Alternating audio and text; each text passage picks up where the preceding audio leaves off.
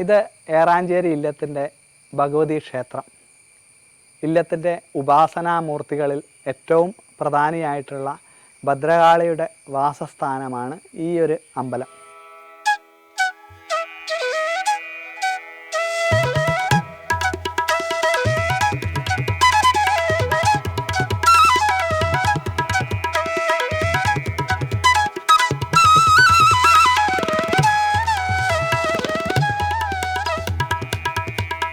നിത്യവും ത്രികാല പൂജയായിട്ട് പൂജാകാര്യങ്ങൾ അനുഷ്ഠിക്കുന്ന ഒരു ക്ഷേത്രവും കൂടിയാണ് ഇവിടെ.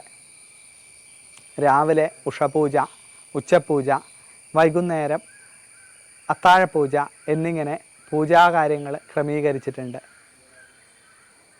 നിത്യവും ത്രികാല പൂജയായിട്ട് നടക്കുന്നത് കൊണ്ട് തന്നെ അത്രമേൽ ശക്തിയുള്ള ഒരു ക്ഷേത്രം കൂടിയാണ് ഇവിടെ.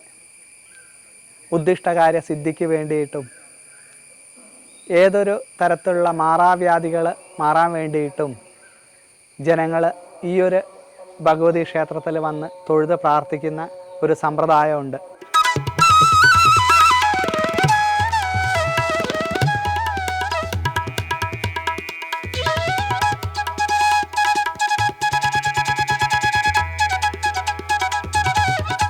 ഇവിടെയുള്ള ഭദ്രകാളിയുടെ മധ്യമത്തിലുള്ള രൂപമാണ് കളിയാംവള്ളി, എടച്ചേരിക്കടുത്തുള്ള കളിയാംവള്ളി കാവിൽ നടന്നു പോരുന്നത്.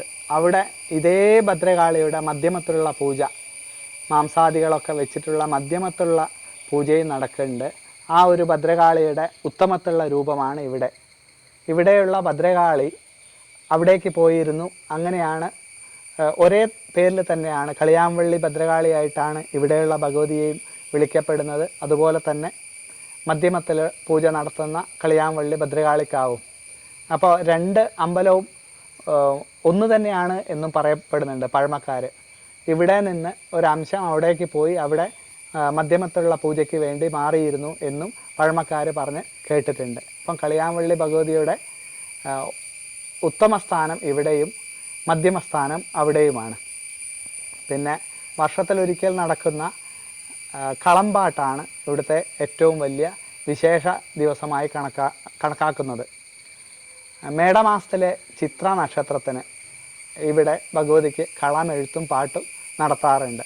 ഇവിടെയുള്ള ഭഗവതിയെ എഴുന്നള്ളിച്ച് ഇല്ലത്തേക്ക് കൊണ്ടുപോയി ഇല്ലത്തിൻ്റെ മുമ്പിൽ കളം വരച്ച് അവിടെയാണ് ഭഗവതിക്ക് കളമ്പാട്ട് നടത്തുന്നത്. അതിനുശേഷം വാള് തിരിച്ച് ഇല്ലത്തേക്ക് എഴുന്നള്ളിക്കുന്ന ഒരു സമ്പ്രദായമുണ്ട്. അപ്പം ഇതൊക്കെയാണ് ഇവിടുത്തെ ഭദ്രകാളിയുടെ പ്രത്യേകത. ഒരുപാട് ഉപാസനാശക്തിയുള്ള പഴമക്കാർ ഒരുപാട് നാമങ്ങൾ ജപിക്കുകയും പ്രാർത്ഥിക്കുകയും ചെയ്തുകൊണ്ട് തന്നെ ഈ ഒരു ഭഗവതിക്ക് അത്രമേൽ ശക്തിയുമുണ്ട്. ഏതൊരു കാര്യത്തിനും ഇവിടെ വന്ന് പ്രാർത്ഥിച്ചാൽ കാര്യസാധ്യം ഉണ്ടാവും എന്നുള്ളത് ഉറപ്പാണ്. അതിന് ഒരുപാട് ഉദാഹരണങ്ങളും കഥകളും കേട്ടിട്ടുമുണ്ട്. അപ്പം ഏതൊരു ബുദ്ധിമുട്ടുള്ള ആൾക്കാർക്കും വന്ന് തൊഴുത് പ്രാർത്ഥിക്കാവുന്ന ഒരു ശക്തി കേന്ദ്രം കൂടെയാണ് ഈ ഏറാഞ്ചേരിയിലത്തെ ഭദ്രകാളി ഭഗവതി. ഈ ഒരു ഭഗവതി കൂടാതെ തന്നെ ഉപാസനാമൂർത്തിയായിട്ട് ഇവിടെ ഗണപതിയും രക്തേശ്വരിയുമുണ്ട്. ഇല്ലത്തിൻ്റെ തെക്ക് ഭാഗത്തായിട്ട് സ്ഥിതി ചെയ്യുന്ന ഒരു ചെറിയ കാവ് പോലെയുള്ള സ്ഥലത്ത് ഗണപതിയും തൊട്ടടുത്തായിട്ട് രക്തേശ്വരിയുമുണ്ട്. ആ ഗണപതിയും വളരെ ശക്തി പ്രാധാന്യമുള്ള ഒരു ഗണപതിയാണ്.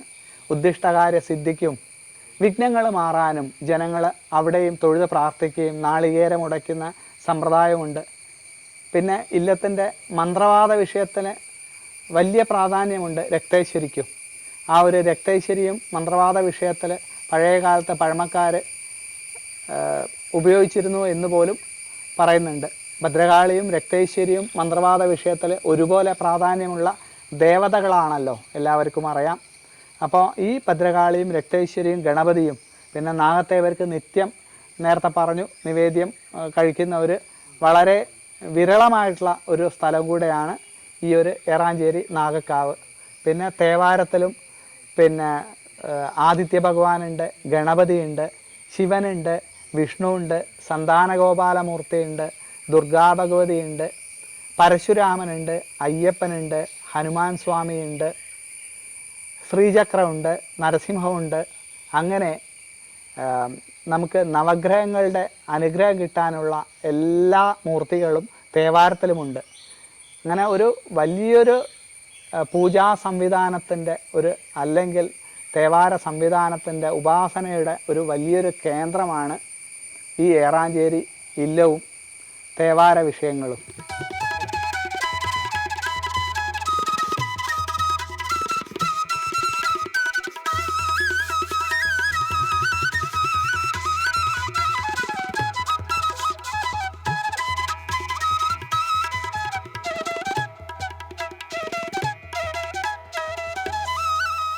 ഈ ഒരു തീർത്ഥക്കിണറിൻ്റെ പ്രത്യേകത എന്തെന്ന് വെച്ചാൽ, മഴവെള്ളം നേരിട്ട് പതിക്കാത്ത ഈ തീർത്ഥക്കിണർ ഔഷധ സസ്യങ്ങളുടെ വേരുകളിൽ കൂടെ മാത്രം വരുന്ന വെള്ളം സംഭരിച്ച് വെച്ച് ഔഷധമൂല്യമുള്ള ഒരു കിണറായിട്ടാണ് കണക്കാക്കപ്പെടുന്നത്. നിത്യവും അമ്പലത്തിലെ പൂജാകാര്യങ്ങൾക്ക് വേണ്ടി ഉപയോഗിക്കുന്ന ഈ കിണറിലെ വെള്ളം കൊടും വേനലിൽ പോലും വറ്റാതെ തന്നെ കാണപ്പെടുന്നു. പക്ഷേ മഴ മാറുന്നതോടുകൂടെ വെള്ളത്തിൻ്റെ അളവ് കുറയുകയും വളരെ താഴേക്ക് പോവുകയും ചെയ്യുന്നു. ആ സമയത്ത് നമ്മൾ താഴേക്ക് ഇറങ്ങി വെള്ളം എടുക്കേണ്ടി വരും എന്നുള്ളതാണ് ഈ ഒരു കിണറിൻ്റെ പ്രത്യേകത. ഇല്ലത്ത് തന്നെ ഉണ്ടായിരുന്ന സന്യാസി തുല്യനായിട്ടുള്ള ഒരു ബ്രാഹ്മണൻ, അദ്ദേഹം സ്വയം പ്രയത്നത്താൽ കുഴിച്ചുണ്ടാക്കിയതാണ് ഈ കിണർ എന്നും പറയപ്പെടുന്നു. ഗുഹയുടെ ആകൃതിയിലുള്ള ഈ ഒരു ഗുഹാതീർത്ഥം എപ്പോഴും നീല നിറത്തിലുള്ള വെള്ളമാണ്, തീർത്ഥമാണ് നമുക്ക് കാണാൻ കഴിയുക. ഇതിൽ സൂര്യപ്രകാശവും നേരിട്ട് പതിക്കില്ല എന്നുള്ള ഒരു പ്രത്യേകത കൂടെ ഈ ഒരു ഗുഹാതീർത്ഥത്തിലെ വെള്ളത്തിനുണ്ട്. പിന്നെ നമ്മൾ നേരത്തെ അവിടെ ഒരു ഗുഹ കാണിച്ചു. ആ ഒരു ഗുഹയുണ്ടാക്കിയ ബ്രാഹ്മണൻ അദ്ദേഹത്തിൻ്റെ ആ ഒരു ജപിക്കുന്ന കാലയളവിൽ സന്യാസ ജീവിതം നയിച്ചിരുന്ന ആ സമയത്ത് ഈ ഒരു ഭാഗം മുഴുവൻ തീർത്ഥത്തിന് വേണ്ടി സ്ഥലങ്ങൾ പരിശോധിച്ചപ്പോൾ പല സ്ഥലത്തായിട്ട് നമുക്ക് കാണാം, ആ ഭാഗത്തൊക്കെ ചെറിയ ചെറിയ കുഴികൾ പോലെ അദ്ദേഹം കൊത്തി നോക്കി. അപ്പം അതിൽ നിന്നും ഏറ്റവും ഉത്തമമായ സ്ഥാനം അദ്ദേഹം തന്നെ കണ്ടെത്തി നിർമ്മിച്ചു എന്നുള്ളതാണ് ഈ ഒരു ഗുഹാതീർത്ഥത്തിൻ്റെ പ്രത്യേകത. പിന്നെ ഈ ഔഷധ സസ്യങ്ങളുടെ വേരുകളിൽ കൂടെ ഇറങ്ങി വരുന്നത് കൊണ്ട് ഇതിന് ഔഷധമൂല്യമുള്ളതായിട്ടും കണക്കാക്കുന്നു. അതാണ് ഏറ്റവും വലിയ സവിശേഷത.